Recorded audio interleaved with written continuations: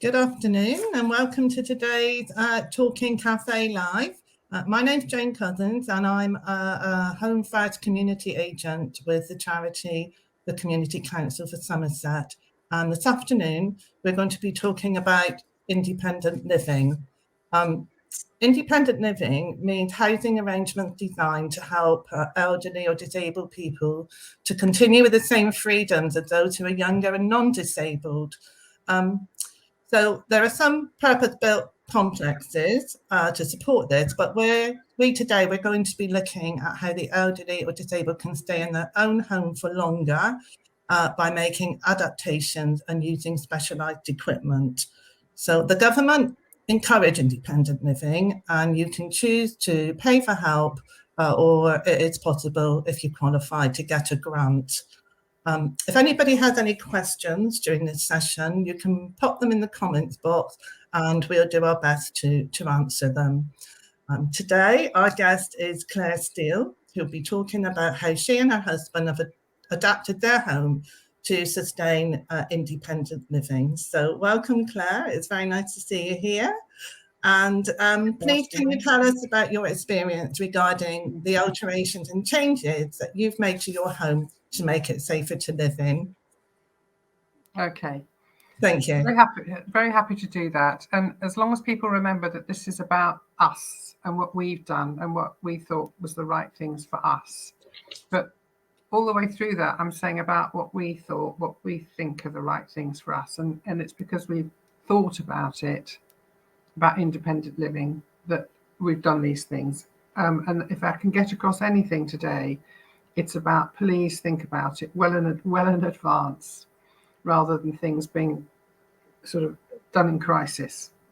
Now, it's because of my job a few years ago, I've seen so many examples of people having to make decisions in crisis. The thing they thought would never happen happened, and their home isn't ready. They can't go back home. All sorts, without major adaptations being made and so on. And there's long waits and all sorts of problems you can imagine. So I decided that for our older age anyway, but also because of my husband's very poor mobility already, that we really needed to think about it. Now, we had been living in a lovely house, which with a loft conversion was over 3 floors. And it was up steps or up a very steep slope away from the road. It was lovely and quiet. It was wonderful for quite a few years, but I could see it was becoming a problem.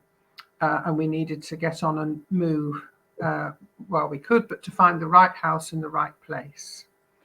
So he has multiple health problems. He has epilepsy, which isn't fully controlled. So he can just go down anywhere, really, at any time. His walking mobility is poor due to a very old and complex arthritic condition, and he has heart and lung problems. So he goes out on a buggy. But I do everything I can to get him to move as much as possible and to use stairs as much as possible and to walk whenever possible, because the less you do it, the more you lose. If you want to do stairs, you have to do stairs. And if you want to do stairs, you might need to do stairs when you want to go and see family or go out with friends. So if you can do them, do them. So that was the sort of thinking. So we arranged to move house, and the first thing was, where are we going to live? We decided that we wanted to stay in our neighbourhood so that our church remained the same, so that the people we bump into the street and the park on the way to the shops is the same, so that the buggy route, which we had worked out was a really good, safe buggy route for him into town and back, so he could do his own stuff in town without needing to be taken to places, was the same. So I actually defined the geographical area. It also kept us with the same GP, who's helped manage his complexity for 25 years. And so I was really clear about that.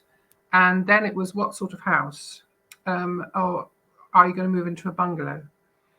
I decided straight away, we decided, but this is about me and I've definitely driven this.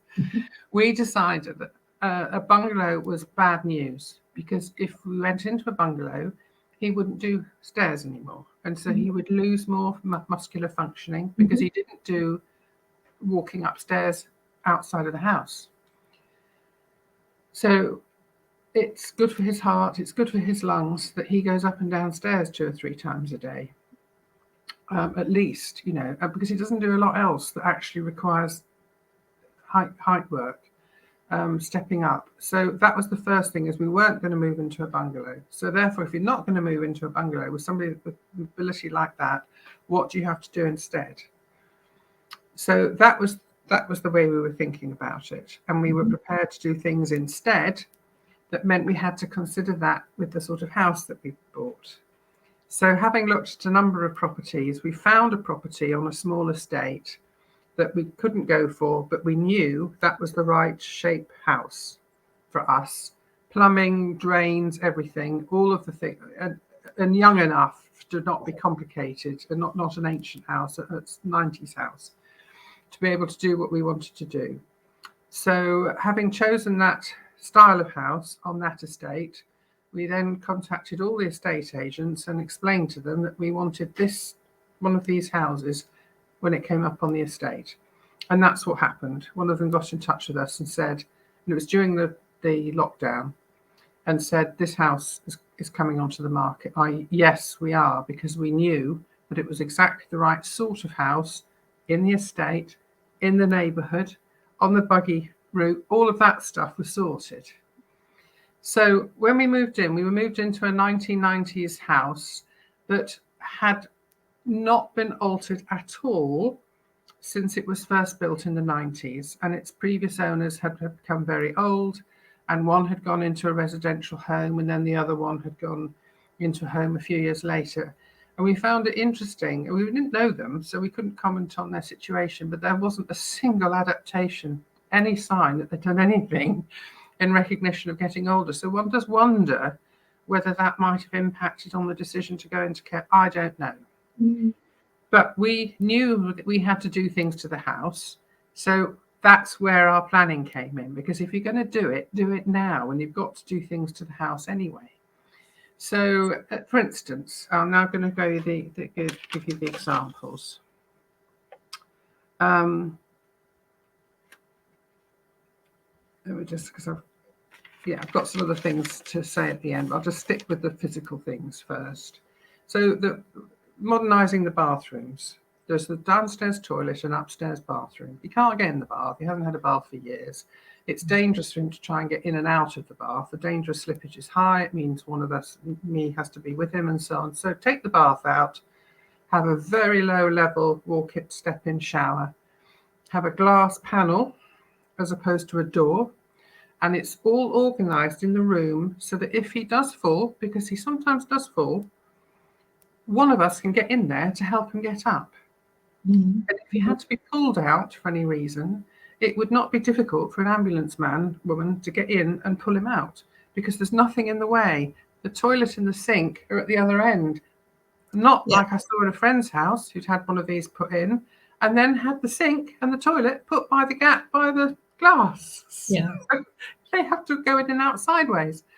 So that sort of thing. And we put a rail along, a grab rail, and several of these in the room for the toilet and the shower. And our grab rails are Croidex. They do a nice chrome one, but with rubber rings around it, so that you've always got good grip. But they look really smart. And so whatever looks like a towel rail in our bathroom isn't a towel rail. It's a grab rail. And he's a big man. He could put all his weight on it and pull to get himself up. For instance, if he had a seizure or he just slipped, and it won't come away from the wall. None of them will come away from the wall. They're put in, so it just looks like that's our taste in towel rails, and it's smart. We had the toilets changed, old champagne rose toilets, and the ones we put in are the comfy toilets, and they're 2 inches higher. Okay. So straight away, you've got a toilet that's easier to get on and off. We had the electrics. There weren't anywhere near enough sockets anywhere. So when we were having the sockets in size increased or locations increased, we had them put up so that they're just behind the height of the couch. so that you can actually reach them without having to, because you know how much you think about what you've got jammed in your sockets now at home, just with the television. We can reach all of ours without having to bend right over down into a corner now. We did that right the way through the house, and it was relatively simple. We had to put sockets in the garage for the buggy and a proper light in the garage so he doesn't fall over and hurt it. So it's just that sort of thinking. So this isn't about losing our independence or starting to look like a house that's got door grip, grips outside the door. It's all of those other things that if you're spending money on the house, do it now. Now, because of his health situations, really, I was a nurse a long time ago. He's going to have problems as he gets much, much older. So the next thing was he might have to have a bedroom downstairs at some stage. It's a possibility. We hope it doesn't happen, but we've got the opportunity to plan for if it does happen. So behind me, you can see a doorway through to the dining kitchen area. Yeah. That was one of those 90s arches. So we had the arch knocked so that it's a much bigger doorway with a trifold glass door. So we've got all the light that we want. We can still separate the rooms off. If the push came to shove, I'd put a curtain rail up and a curtain across it, and then that would be complete privacy. And the sitting room would become his bedroom. And then our conservatory with a 4-season roof on it would become the living room. And also we took out the door between the diner and the kitchen, and then yet another arch, and made that a much wider access route. So we had a new kitchen put in. The old one was 1996, so we weren't just doing it. And in that, we made sure we had turning circle and everything for a wheelchair. So if I had to move a big man in a big wheelchair through, I could do, or he could move himself. So those are the sorts of things that we were thinking about. People said to us, well, why don't you have a stair lift? Or we said, well, we could have a stair lift, but they're very expensive and they're very difficult for anyone else to use the stairs then. Yes.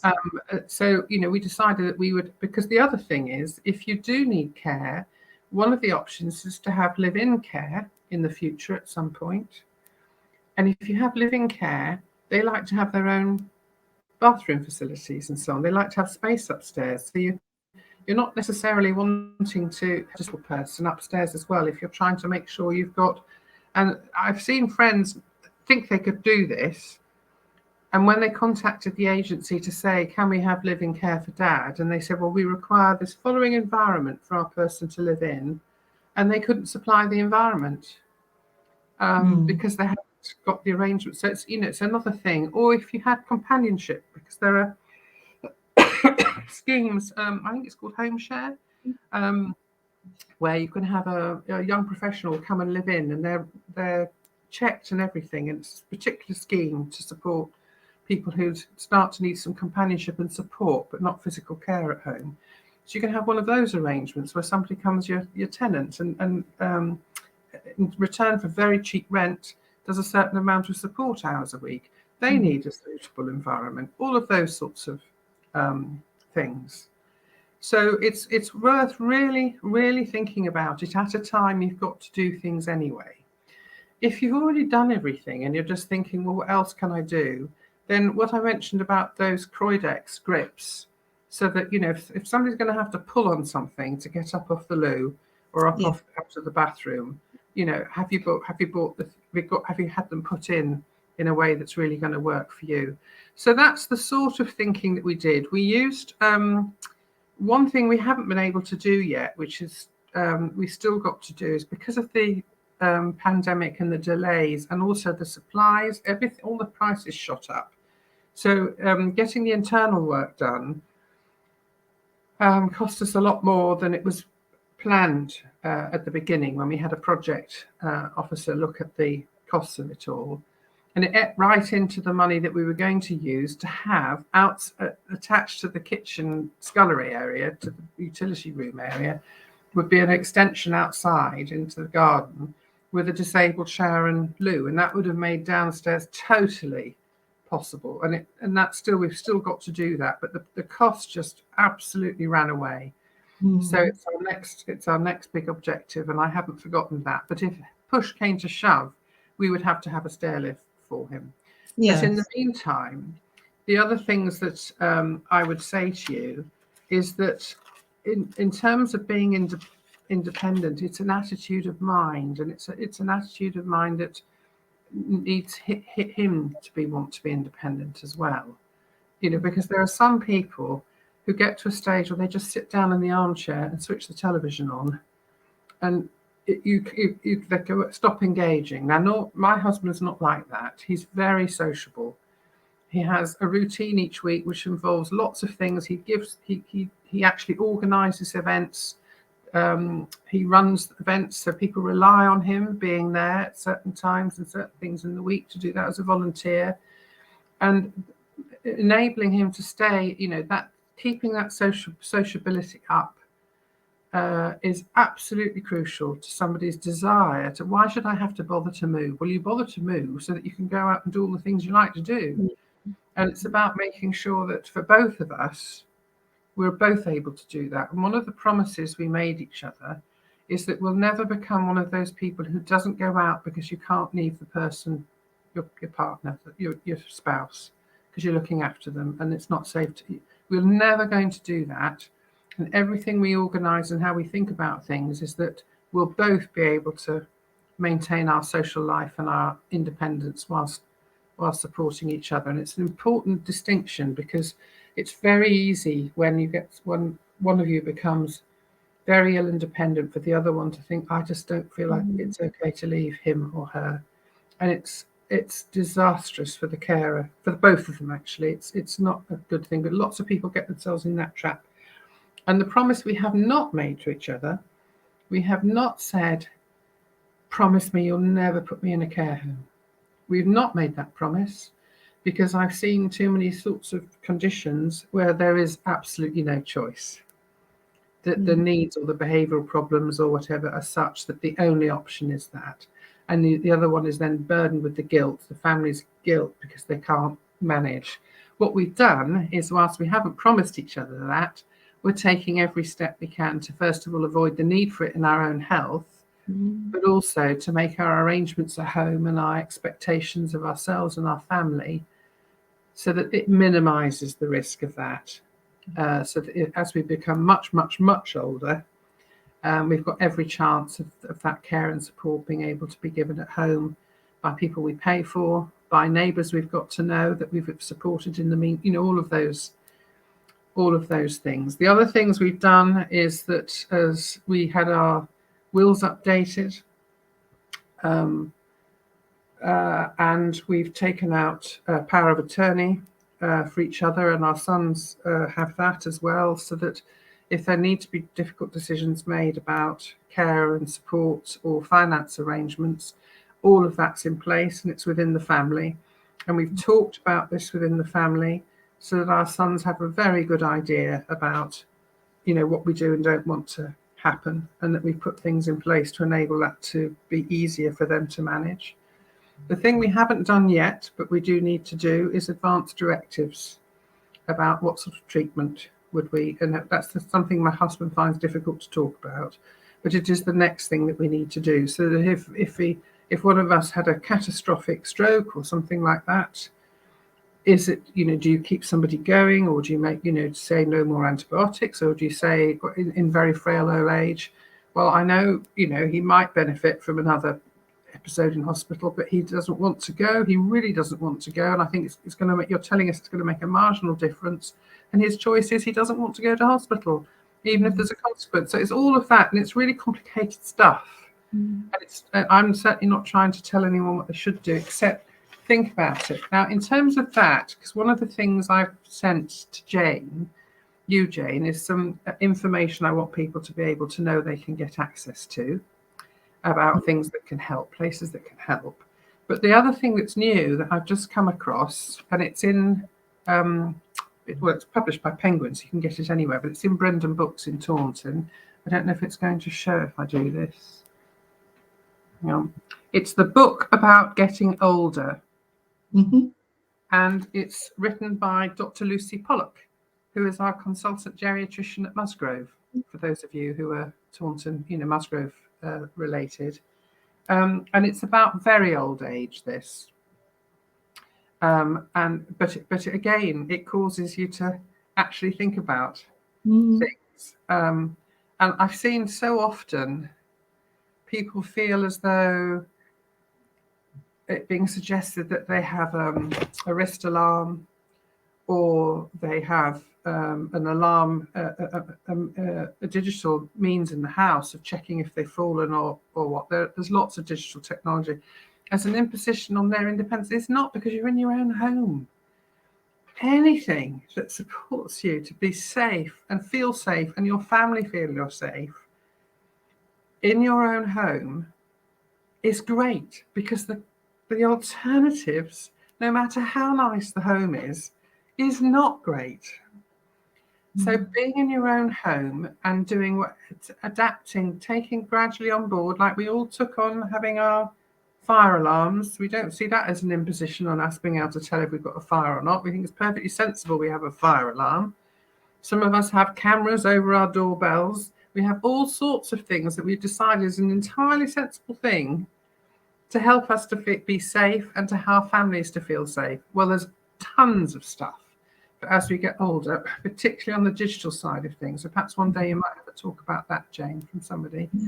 And I wanted to ask you, Claire, when you bought the house and you were thinking about making alterations, did you get quotations from different sources? Well, what we did, partly because I knew about it, is we went to Independence Plus. Yeah. What people might have done normally is ring social services and talk to somebody, and they'd say, well, I think you would benefit from this. Well, with the pandemic and everything, I just went round the side. I didn't get an entitlement I wasn't entitled to, but I knew where to go. So we went to Independence Plus, which is a government-funded organisation. It's run by Sedgemoor District Council at the moment, anyway, on behalf of all the councils in Somerset. And we talked to them about what we wanted to do to the house. And they have options. You can either just have them help you get estimates, or help you do a plan, or you can have a project manager that sees it all the way through and checks the quality of the work by the builders, gets the right builders, with all their experience of who are the right builders for doing disabled bathrooms and all of those sorts of things. So we used them. And I have to say they've been absolutely excellent. What I didn't need to do, because of my knowledge already, was go to the Independence shop service that's in Wellington and somewhere else. But I put the details of that for you to share. They've got branches at Wellington and Shepton Mallet. Yeah, which can show the various bits of equipment. So what we were more focused on was our building. What do we need to do to our building? Bits of equipment and so on that you might add into it, like a shower. There and things like that is, that's not an issue for me to need to. I mean, I go and have a look to see what the up-to-date makes were, and the best design. But it wasn't. I didn't know what those were. But for us, it was about the building, and that's why Independence Plus were absolutely the right people for us. So I could hardly recommend them, and have no difficulty. It's not a commercial thing; it's a council-run thing, and we paid because we had the means to pay. But if you're eligible, they'll also tell you if you're eligible for grants towards what you need to do in the house. And it's not a problem that you're. I don't think. Well, I can't speak for them, but I don't think it's so much of a problem that you're thinking ahead. If they meet somebody like my husband and they're moving into a house, he hasn't had a stroke yet. He hasn't had a major disastrous fall yet. Their interest is to try to prevent.